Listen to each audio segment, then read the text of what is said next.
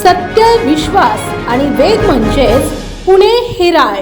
पुण्यातील हडपसर भागातील मगरपट्टा कॉर्नर ते सिटी सेंटर इमारत या मुख्य मार्गावर अतिक्रमणाचा विळखा वाढला आहे.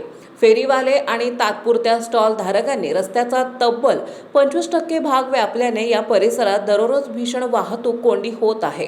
हडपसरमधील सर्वात गाजलेला मार्ग म्हणून मगरपट्टा कॉर्नरची ओळख आहे. मात्र गेल्या काही दिवसांपासून या मुख्य मार्गावर अनधिकृत फेरीवाले आणि स्टॉल धारकांनी अक्षरशः उच्छाद मांडला आहे. सिटी सेंटर इमारतीपर्यंतच्या या पट्ट्यात रस्त्याच्या दोन्ही बाजूंनी खाद्यपदार्थांच्या गाड्या, फळ विक्रेते आणि इतर व्यावसायिकांनी अतिक्रमण केले आहे. रस्त्याचा सुमारे 25% भाग या अतिक्रमणांनी व्यापला आहे. यामुळे वाहनांना जाण्यासाठी जागा अरुंद पडत असून पीक अवर्समध्ये येथे वाहनांच्या लांबच लांब रांगा लागतात.